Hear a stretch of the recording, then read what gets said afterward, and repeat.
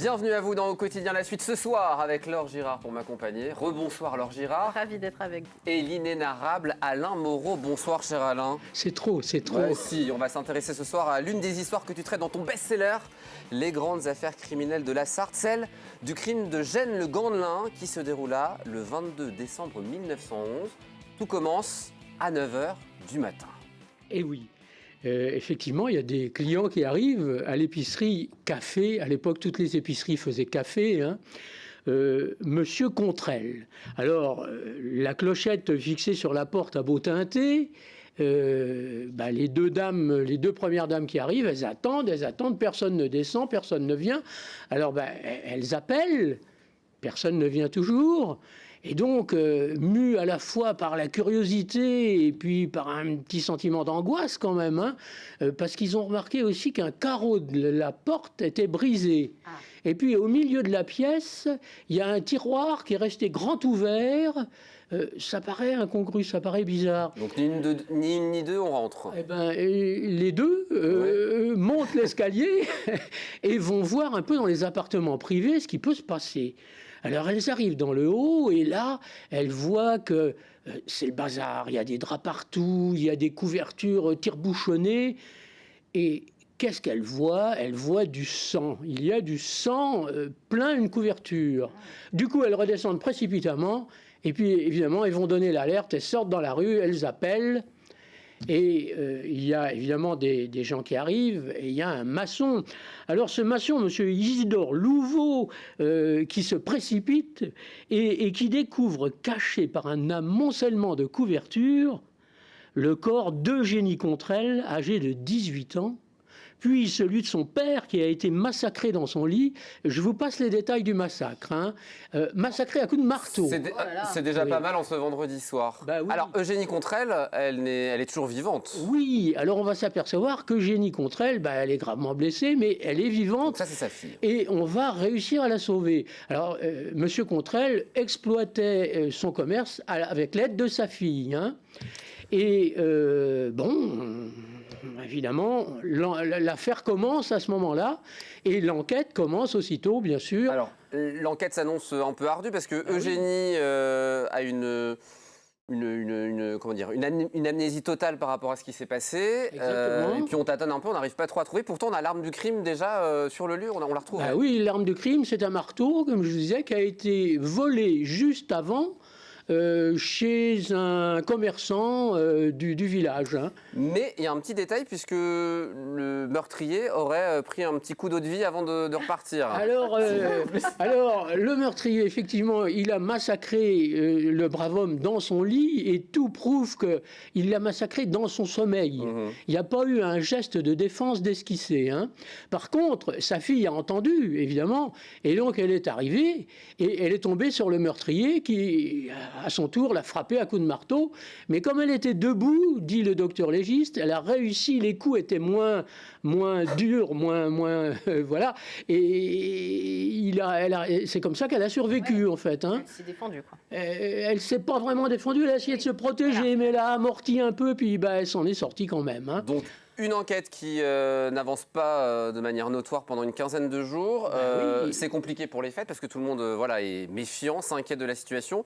Et tout se déclenche à partir du 3 janvier 1911 avec l'interpellation d'un garçon boucher nommé Charles-Émile Nicolas. Alors effectivement, Charles-Émile Nicolas a commis un vol à Saint-James. Et donc il est arrêté pour vol, et à ce moment-là, on fait le rapprochement avec l'affaire parce que Charles-Émile Nicolas a travaillé plusieurs mois, peu de temps auparavant, à Gênes le Gandelin. On se dit, si jamais.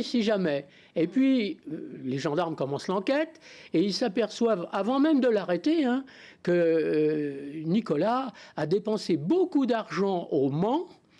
Dès le lendemain du crime, il a fréquenté à la fois les maisons légères, voilà. Il s'est rhabillé de pied en cap, il a fréquenté les cafés et les bons restaurants du Mans.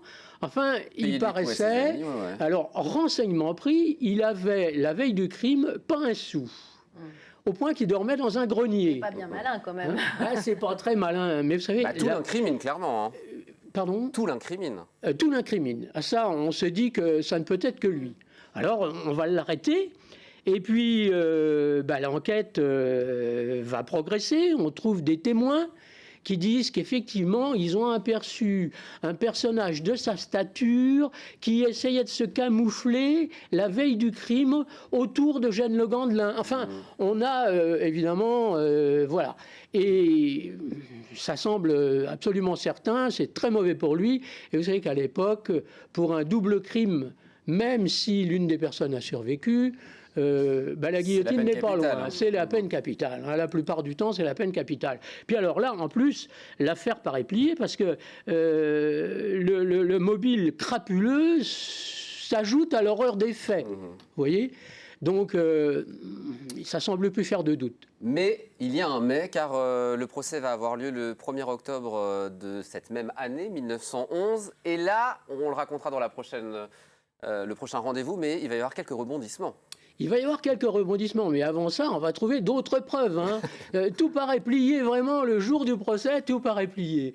Et puis, on verra la prochaine fois que tout ne l'est pas tout à fait. Oui. Ah, mais quel suspense. Voilà. Et puis, il a surtout un avocat extraordinaire. Maître Moulière était le meilleur avocat français de l'époque, et il va réussir... Mais dites-moi, Alain Moreau, vous y étiez, parce qu'en fait, vous nous racontez ça comme si vous y étiez. Vous avez assisté à tout ça, 1911. Non, ça colle pas. Voilà. Non, mais par contre, la question est intéressante, Laure. La question de Laure est très intéressante.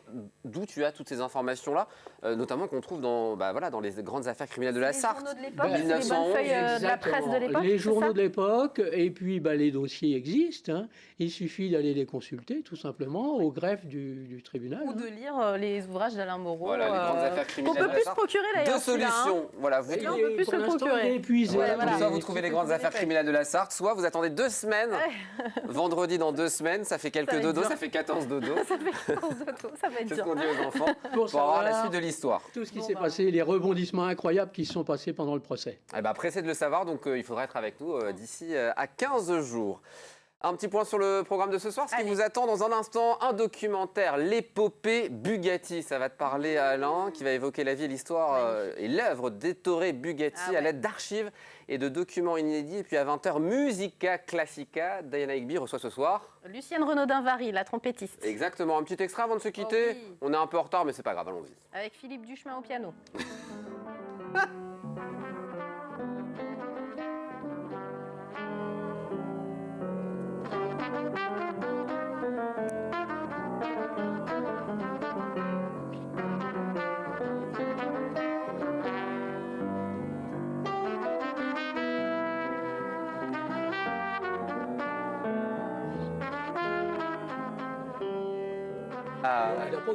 On rigole bien sur le plateau, parce qu'Alain nous dit elle a changé, Lucienne. Oui, elle a grandi, hein, C'est une jeune femme comme son magnifique. talent, donc à découvrir Très talentueuse. dans son intégralité à 20h. Son talent était déjà immense quand j'ai fait sa connaissance il y a 3 ans. Oui. C'est vrai.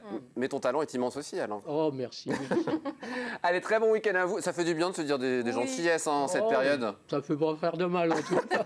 Ça, il dit ça parce que je suis un mec. Donc voilà, ça serait une fille, il serait beaucoup plus content. J'ai bien compris. Merci beaucoup, Alain. Bon week-end à nos téléspectateurs. Bon week-end à vous. Prenez soin de vous. À lundi, 18h30. Ciao.